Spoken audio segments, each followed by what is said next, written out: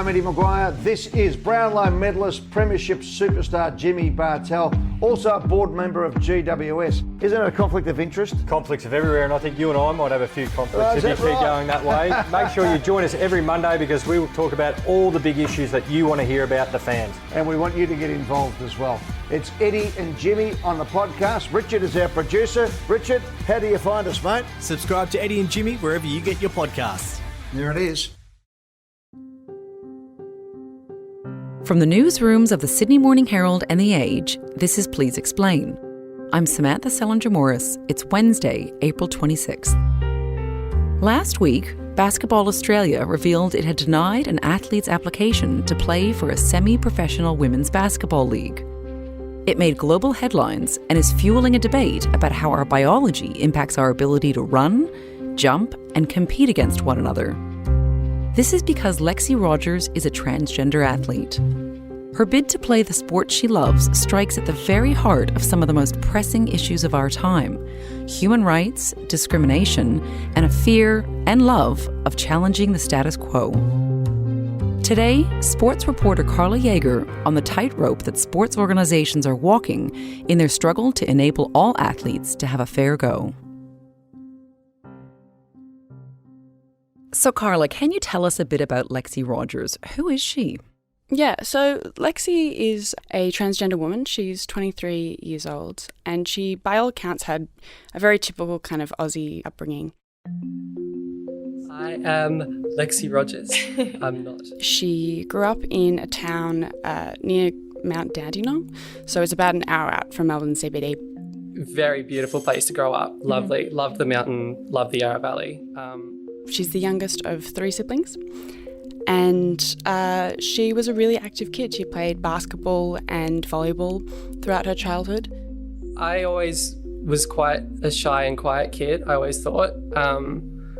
Kept to myself a bit, but was always super active, like always in the backyard running around, playing with brother, playing with sister. Yeah. So that was great. Lexi started having thoughts about gender when she was about 10 or 11, or questioning her gender.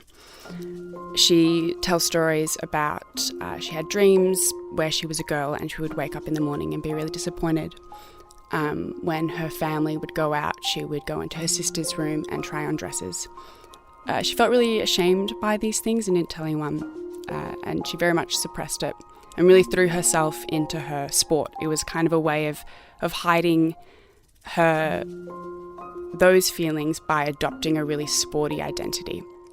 I could identify with sport quite easily, so it was easy to make that my identity. Mm-hmm. But I couldn't really identify that closely with being one of the boys. Yeah. And so when she left school, she moved to Bendigo and she studied uni there, and that's when she stopped playing volleyball around that time. And it was in lockdown, and the feelings of gender dysphoria were becoming harder to ignore. Slowly but surely, over the course of a couple of years, those thoughts that I'd had almost a decade before and those tendencies, they'd come back in full force, and they were vicious. Yeah. And I was really at war with myself for a while. She then went through a breakup with her girlfriend, and her mum was diagnosed with terminal cancer. And it was at that point that she started to tell people about her feelings about her gender and questioning her gender, and from there her transition process began. So she transitioned, moved back to Melbourne, and that is when she decided to apply to join the Kilsyth Cobras basketball team. Right, so in December last year she applied, and can you tell us a bit about that? So basically, she was approached at a work event. She was playing basketball for fun. She had no kind of intention of going back to basketball. And someone came up to her and said that she should come along and play a game. So she went to the head coach of the Kilsyth Cobras, Hannah Lowe, and she invited her to train. Through the summer, she did some training. Then Basketball Victoria, which is the governing body of that league, which is the WNBL1 South League, they started putting together a process of how she could apply to join the Women's League. Kind of what we know around this time is she submitted to medical and physical testing, and it was likely that she was going to be approved to join for the 2023 season. Then there was a bit of media attention about the application. A transgender woman has applied to play in the semi-professional basketball league, with bosses set to approve the signing in the coming days. Which was first tweeted about from the former NBA player Andrew Bogut. He was pretty critical, and he said that he had been hearing rumours that a transgender woman had applied to join the league. That same day, which was March 13th, Basketball Victoria released a statement to the public confirming that. And they said that she had applied, that there was a new process that had been introduced for the 2023 season, and that application was under assessment. Okay. And so there was a panel that determined whether she could join or not. So can you tell us about that panel, and then what was the community response to the decision of the panel? Yeah, so going back a bit, sources confirmed to me during the time, so this was in March, that Basketball Victoria were about to approve her application and she would join to start the season, which was a little into April.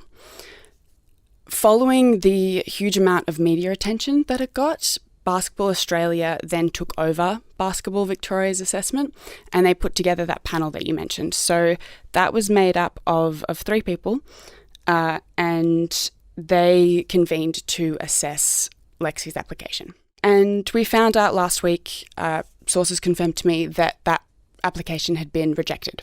Right. And so what has Lexi said in response, and what has the community response been to that rejection? Yeah, so Lexi released a really measured statement, saying that she was sad and she believed that she had a place in basketball. She said that, how much basketball had meant to her, and she worried about the statement or the broader message that her rejection sent to the trans and gender diverse community. Other people were sympathetic towards Lexi but backed the process that Basketball Australia had undertaken. Kieran Perkins, the Australian Institute of Sport boss, he said that it was a really rigorous process. And then there were people such as Saray Taylor, who is a former NBL 1 player, and she said that it was really disappointing. By all accounts, I think the coaches and her team members were disappointed by it and very supportive of her. And then other people like Andrew Bogut said that it was the right call. And so has Basketball Australia said why she was rejected? No, they haven't. Despite multiple requests to understand why, they won't divulge that criteria. The 2 reasons they give is, the first, it was about respecting the privacy of those involved. And the second is that there isn't a framework currently in place. So once a more structured framework has been developed, they'll be able to release more information about how Lexi was determined ineligible. And that's a framework specifically for dealing with applications from transgender athletes specifically? Yeah. Okay. Correct. So, Carla, this is a suburban club in a semi-professional sports league. So why has one woman's bid to play basketball gained such attention? I think that's a really good question. And, I've been to a couple of Kilsyth games and they're great to watch, but there's only, a couple of hundred people at these matches. I think what Lexi's case is indicative of is this bigger issue at hand. And that kind of all stems back to November 2021, when the International Olympic Committee introduced a new framework which basically said that sporting organisations were responsible for determining whether or not trans players were eligible, or how to assess trans players and gender diverse athletes in elite settings. So from that, FINA, which is the World Aquatic Governing Body, they effectively banned trans women from competing in women's competitions. There's a bit more kind of complexity to that, but it makes it incredibly difficult for trans women to compete. And that was in June 2022.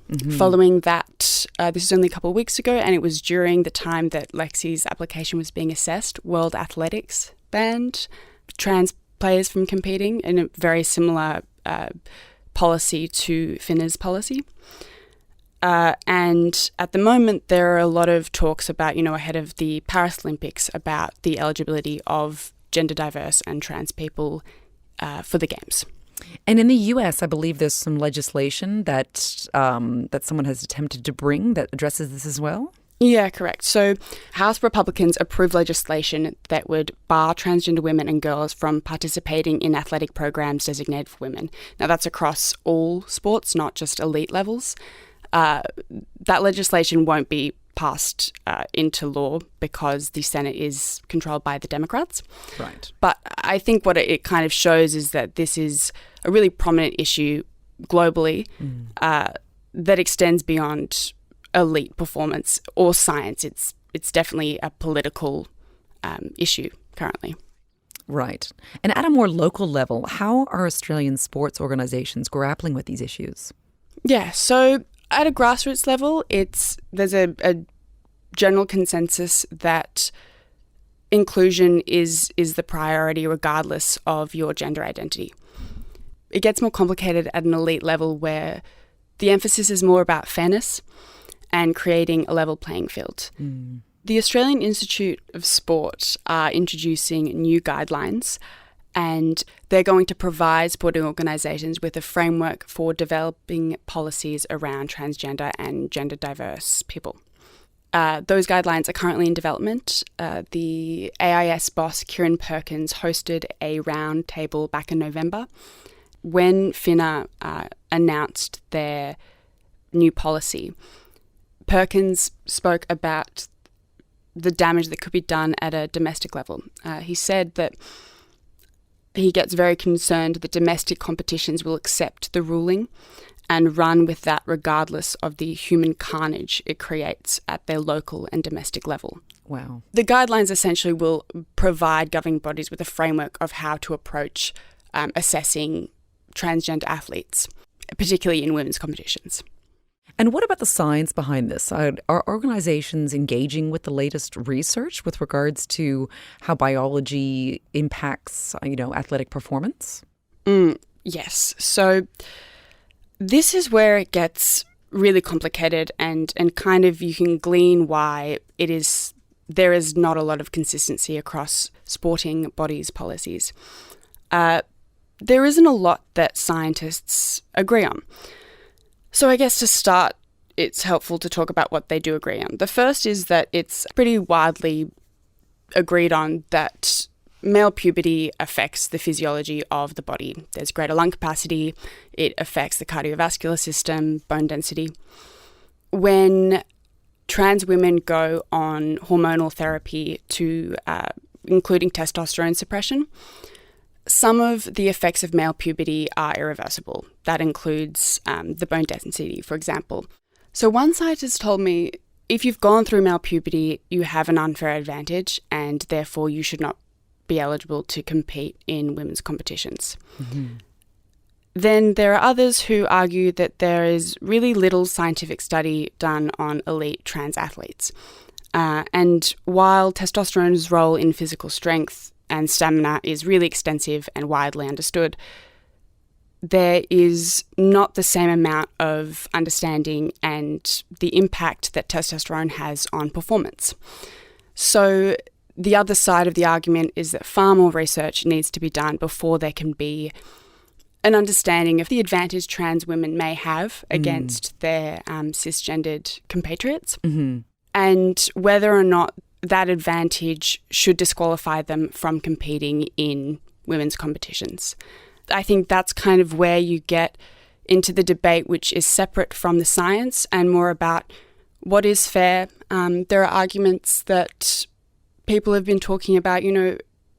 Someone said to me that it's really dangerous to be deciding what constitutes a woman. And if we are measuring what a woman is, how far does that go, and who is that excluding? On the other side of it, it very much comes back to that idea of fairness and even the argument of safety in terms of, if you have someone that could potentially be harmed while playing sport. Now, that very much more applies to contact sports such as rugby, and World Rugby has banned trans women from competing because of that argument of safety. Okay. And so where does this all leave Lexi Rodgers? You reported last week that Basketball Australia has said it will support Rodgers and give her guidance should she choose to reapply. But what does that mean? So yes, when we were reporting on this, Basketball Australia confirmed to us that if Lexi wanted to apply, she would be welcome to, and that they would give her advice. We don't know what that advice is. We don't know whether Lexi knows what she would need to do to become eligible. Again, we don't know why she was rejected. I think, Lexi's really sad that she might not have the potential to play basketball, but she is determined to keep trying. And I think for now it's a waiting game. Once we get these guidelines from the AIS about how these applications should be assessed, it might give Lexi the opportunity to reapply, and we might be able to understand more about why Lexi was rejected. Well, Carla, thank you so much for coming on to Please Explain. Pleasure. Thank you.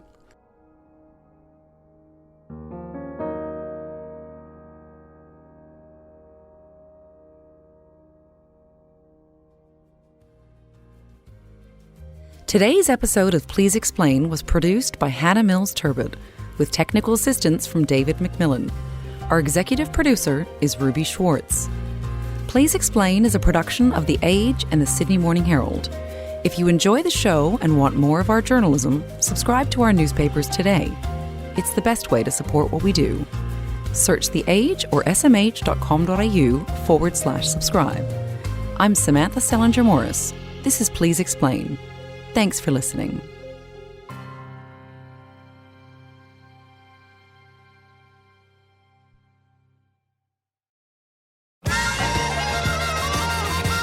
G'day, Ross here. Excited to tell you about my new project entitled, modestly, Ross Recommends. We've never had more options on what we can do, and it's hard to know what's really worth your while. Every couple of weeks, I'll be joined by experts and friends to talk about what we've been loving, any aspect of life. Think of it as part review show, part book club, plenty of learning and laughs along the way.